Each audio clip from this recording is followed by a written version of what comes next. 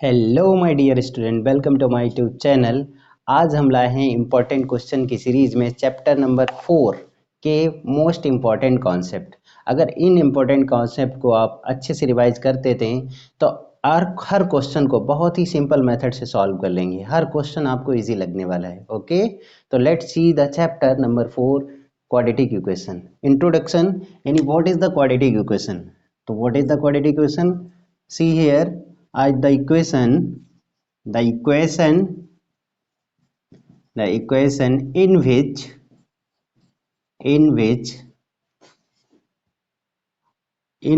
the highest power of a known variable, the highest power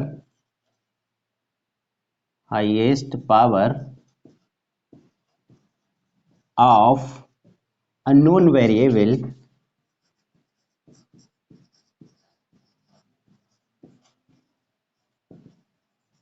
variable is 2.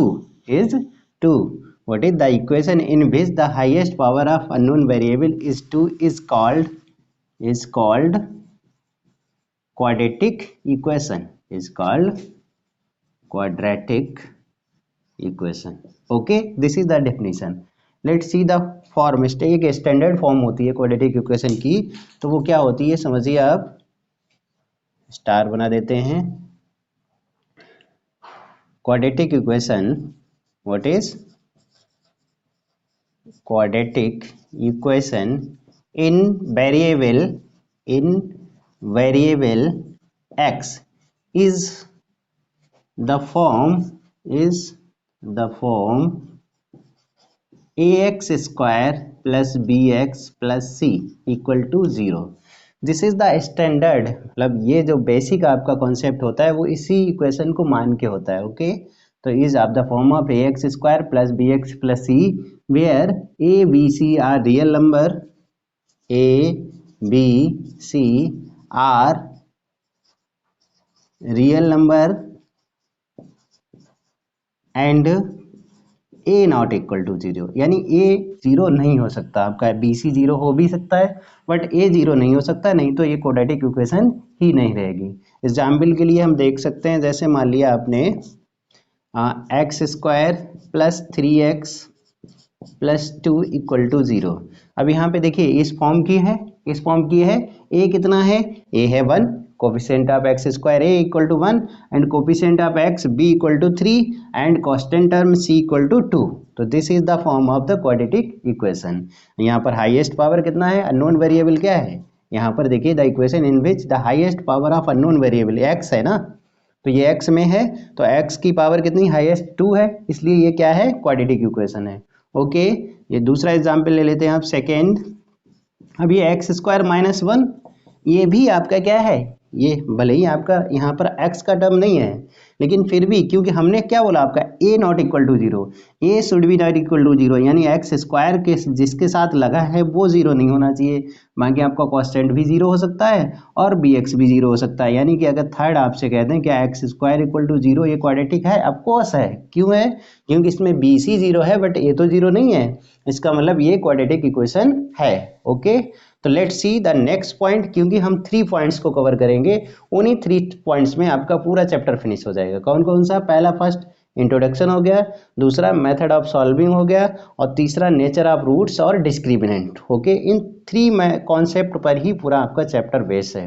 Okay, तो first completed introduction है कि what is the quadratic equation, और second method of solving. Okay, यानी कि इसको बोल सकते हैं रूट्स या solutions. Second point method of solution, यानी मेथड ऑफ सॉल्यूशन को हम देखेंगे क्या क्या हो सकते हैं मेथड ऑफ सॉल्यूशन। आपने अभी last chapter pair of linear equation में भी पढ़ा है 2 मेथड, यानी कि एक तो आपका फैक्टराइजेशन मेथड, सिंपल आपका जो भी होता है फैक्टराइजेशन मेथड, दूसरा आपका होता है quadratic equation method, quadratic formula method. Okay, तो सब इससे पहले हम एक टर्म्स को एक्सप्लेन करेंगे, रूट्स। किसको एक्सप्लेन करेंगे, रूट्स, या इसी को सोल्यूशन बोलते हैं। क्या बोलते हैं, सोल्यूशन। वही रूट्स होता है, वही क्या होता है आपका solution. The value of unknown variable, the value of unknown variable unknown variable for which the value of unknown variable for which the given equation is true. The given equation is true is called roots और solution. यानी इसी को roots बोलते हैं, इसी को solution बोलते हैं. इज कॉल्ड रूट्स और solution of the equation. Example के लिए हम समझ सकते हैं, जैसे मान लिया हमने कोई एग्जाम्पल लिया, क्या लिया, x square minus one equal to zero.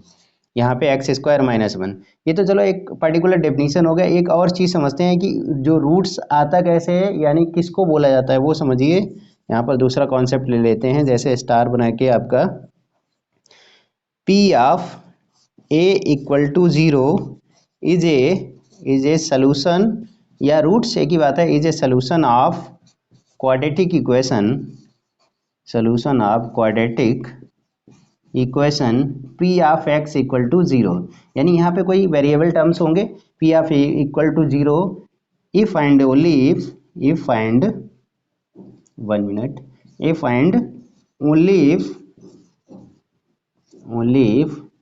P of A equal to zero. यानी कि if and only if P of A equal to zero. इसको समझेंगे कैसे, एक एग्जाम्पल को लेकर के. जैसे मान लिया आपके पास क्वाड्रेटिक इक्वेशन है, एग्जाम्पल यानी कि x square minus one equal to zero. X square minus one equal to zero, तो इसका पी एक्स टर्म कितना है, x square minus one. P x term कितना है, एक्स स्क्वायर माइनस वन, यानी कि एल एच एस हम लेंगे, वो पी एक्स वो कितना हो जाएगा, एक्स स्क्वायर माइनस वन. अब यहाँ पे कौन सा टर्म्स डिफाइन करें, यहाँ पे एक्स की वैल्यू माइनस वन करें, यानी कि p, ये तो पी एक्स हो गया. क्या हो गया भाई, अब यहाँ x इक्वल टू अगर माइनस वन रखें, माइनस वन या प्लस वन भी हो सकता है, x की वैल्यू केवल प्लस वन में रखें, तो एल एच एस क्या हो जाएगा, वन का स्क्वायर और माइनस वन यानी कि ज़ीरो. इसका मतलब p of x equal to जो होगा आपका P of A equal to zero is a solution. यानी जो जहाँ पर होगा तो x equal to one is a solution. यानी यहाँ पर क्या हो गया, पी ऑफ, यानी पी ऑफ का मतलब जो एल एच एस पार्ट था इसका, उसका उस पॉइंट पर जो वैल्यू था वो जीरो आ गया. इसका मतलब यही वैल्यू क्या है, हो गया उसका सोल्यूशन हो गया. ओके, अब आप देखते हैं कि मेथड ऑफ सोल्यूशन. पहले तो हमने ये समझा है कि सोल्यूशन और रूट्स होते क्या हैं, क्योंकि उसी को रूट्स बोलते हैं, वही सोल्यूशन होते हैं. अब देखेंगे उनको सॉल्व करने के क्या क्या मेथड हैं. तो इसके टू मेथड्स हैं, कौन कौन से, यानी फैक्टराइजेशन मेथड और क्वाड्रेटिक फार्मूला मेथड. कैसे करते हैं, देखिए फैक्टराइजेशन एक एग्जाम्पल की हेल्प से समझेंगे. मान लिया हमने एक एग्जाम्पल ले लिया, एक्स स्क्वायर यानी कि plus 4x plus 4 equal to zero. इसको पहले फैक्टराइजेशन मेथड से करेंगे, फिर इसी को हम क्वाड्रेटिक फार्मूला की हेल्प से करेंगे. तो फैक्टराइजेशन मेथड सिंपल होता है. क्या किया जाता है, यहाँ लास्ट वाले नंबर के क्या किए जाते हैं, फैक्टर, जिनको स्प्लिटिंग द मिडिल टर्म, यानी मिडिल टर्म क्या है 4, इस 4 के क्या करने हैं आपको, फैक्टर करने हैं, 4 के करने हैं फैक्टर. तो 2 टू जा 4 और 4 वन जा 4. तो यहाँ पर 4 वन जा से तो नहीं होगा, बट 2 टू जा से हो जाएगा. कितने से हो जाएगा भाई, 2 टू जा. तो इस 4 को हम राइट कर सकते हैं एक्स स्क्वायर प्लस, यहाँ पे क्या मेंशन कर सकते हैं हम, 2 प्लस 2. बस स्प्लिटिंग द मिडिल टर्म, इसी 4 को ही स्प्लिट करना है. बाकी आपको x ऐसे ही सेम राइट करना है, 4 भी राइट करना है. Okay, open the bracket, x square plus 2x plus 2x plus 4 equal to zero. यानी कि x को मल्टीप्लाई किया, फिर x कॉमन लिया, यानी x प्लस 2, और साथ ही साथ में यहाँ सब से भी 2 कॉमन लिया, x प्लस 2. ओके, हमेशा always remember these bracket will be same. ये ब्रैकेट सेम होगी तभी हमारा आंसर राइट होगा. ये फैक्टराइजेशन में एक ट्रिक है, एक पहचान है आपकी. तो x प्लस टू, फिर से देखिए टेक आउट कॉमन x, यहाँ पर एक रहेगा क्योंकि एक पावर 2 है. यहाँ पे x गॉन, तो कितना बचा है 2. यहाँ जो साइन है वही लगाना है, यहाँ माइनस भी हो सकता है. ओके, 2 कॉमन, यहाँ पे x लेफ्ट, यहाँ पे 2 टू जा 4, 2 आउटसाइड एंड 2 इनसाइड, को equal to 4 equal to zero. अब x प्लस 2 ये common, take out from the both bracket, यहाँ से और यहाँ से कट कर दिया, यानी कॉमन ले लिया. तो x प्लस 2 जो रिमेनिंग वैल्यूज हैं उनको हमने साथ साथ में राइट कर दिया, यानी x plus 2 okay equal to zero. Same bracket है, एक ही आंसर आएगा. इफ ऐसे कर लेते हैं ना, if x plus 2 equal to zero, तो x इक्वल टू कितना हो जाएगा, माइनस 2. अब यहाँ से भी वही करेंगे, तो यहाँ पर भी x इक्वल टू माइनस 2 ही आना है. तो ये होता है आपका फैक्टराइजेशन मेथड। बाकी आपने 9th और लास्ट चैप्टर में भी किए होंगे। अब देखिए आपको दूसरा यहाँ पर कॉन्सेप्ट आता है किसका, क्वाड्रेटिक फार्मूला का। तो क्वाड्रेटिक फार्मूला एक बार राइट कर लीजिए, यानी x इक्वल टू क्या होता है, minus b plus minus root b square minus 4ac upon 2a upon 2a। ये किसके लिए होता है, ये जो स्टैंडर्ड आपका सोल्यूशन होता है, स्टैंडर्ड इक्वेशन कौन सा, ax square plus b x plus c equal to 0, इसके लिए जो x की वैल्यू होती है वो ये होती है।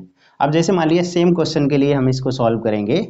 क्या है सेम क्वेश्चन, अगर है मेरे पास equation x square plus 4x plus 4 equal to 0। अब यहाँ से अगर इससे कंपेयर करके हम काउंट करना चाहें, a कितना होगा, कोफिशिएंट ऑफ एक्स स्क्वायर यानी कि 1, a equal to 1, b is the coefficient of x यानी कि 4, b इक्वल टू 4, और c is the constant term यानी कि c इक्वल टू 4। अब x की वैल्यू अगर राइट करना चाहें बाय क्वाड्रेटिक फार्मूला, तो माइनस b यानी कि 4 plus minus root b square यानी 4 का स्क्वायर और माइनस 4, और a कितना है 1, और साथ ही साथ में c कितना है 4 upon 2a, 2a is 1। Okay, तो x equal to minus 4 plus minus root, यहाँ देखिए 4 का स्क्वायर यानी 16 और 4 4 जा 16, तो 16 माइनस 16 कितना हुआ 0 अपॉन 2 बन जा 2, 2 बन जा 2। तो 0 को स्क्वायर रूट भी 0 होगा, फिर 0 को प्लस करेंगे तब भी 0 होगा, 0 को माइनस करेंगे तब भी 0 होगा। ये कितना आएगा, माइनस 4 प्लस माइनस 0 अपॉन 2। अब यहाँ जब प्लस लेंगे तब भी x इक्वल टू, जैसे यहाँ पर जो आंसर राइट करना होता है पहले एक बार प्लस लेते हैं, टेकिंग प्लस, तब भी x की वैल्यू कितनी आ जाएगी भाई, प्लस लेंगे तो माइनस 4 प्लस 0 अपॉइंट 2 यानी x equal to minus 4 upon 2 यानी कि माइनस 2।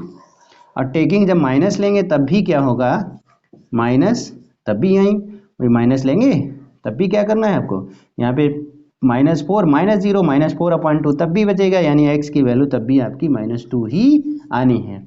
तो यानी answer answer will not change, answer आप सेम रहना है, x equal to minus 2, x equal to minus 2। ऐसे ही फैक्टराइजेशन में भी हुआ था। Okay, x equal to minus 2, x equal to minus 2। तो चाहे आप फैक्टराइजेशन से करें और चाहे आप क्वाड्रेटिक फार्मूले से करें, बस बेनिफिट क्या होता है, कभी कभार हम फैक्टराइजेशन में थोड़ा सा फैक्टर को सही से नहीं कर पाते हैं, और जबकि क्वाड्रेटिक फार्मूला में अपने आप ही स्क्वायर रूट आता है निकालना, तो आप फार्मूला अप्लाई कर सकते हैं। ओके, तो 2 कॉन्सेप्ट फिनिश हो गए, एक तो सोल्यूशन मेथड, दूसरा आपका आइडेंटिटी यानी इंट्रोडक्शन ऑफ क्वाड्रेटिक इक्वेशन। अब थर्ड और लास्ट है, तभी पूरा चैप्टर उसी पे फिनिश हो जाएगा। ओके, तो last concept is what is discriminant and the nature of the roots. Okay, let's see topic क्या है, discriminant and the nature of the roots. Discriminant क्या होता है और नेचर ऑफ रूट्स कैसे क्वेश्चन फ्रेम होते हैं वो भी आपको बताएंगे।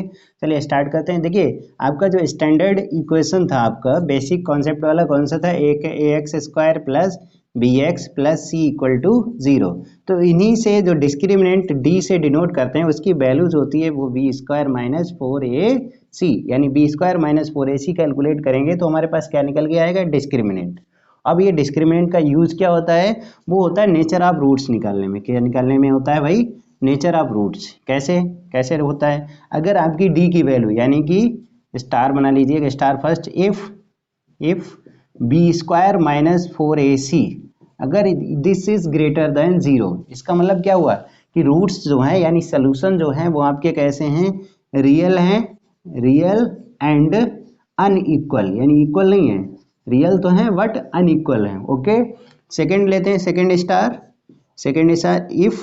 If b square minus 4ac minus 4a की इक्वल टू अगर 0 आ जाते हैं, b square minus 4ac equal to 0, तो इसके जो सोल्यूशन होता है वो रियल भी होता है, real and equal solution. Okay, यानी सोल्यूशन को ही रूट्स बोलते हैं, तो चाहे यहाँ रूट्स बोलते हैं कि if a equation having b square minus 4ac equal to 0 then their roots are real and equal. Okay, next, if b square minus 4ac less than 0 then no real roots, equation have no real roots, यानी equation के पास कोई roots real हैं ही नहीं। Okay, जैसे example के तौर पे अभी हमने आपको बताया था कि जो इक्वेशन है, इक्वेशन ली थी, क्या ली थी, x square plus 4x plus 4, equal to 0। इसके जो सोल्यूशन आए थे आपके पास क्या थे, एक x इक्वल टू -2 और दूसरा भी x इक्वल टू -2। ओके, अब यहाँ से अगर b² - 4ac कैलकुलेट करें हम, देखिए b² - 4ac अगर कैलकुलेट करें तो b क्या है, b by the comparing of this यानी ax² प्लस bs, सॉरी यहाँ से ax² plus bx plus c, यहीं पे राइट कर दें ax² plus bx plus c। अगर इससे कंपेयर करें तो a व्हाट इज, यहाँ पे कोफिशिएंट ऑफ x² 1 है तो a की वैल्यू कितनी हो जाएगी भाई 1।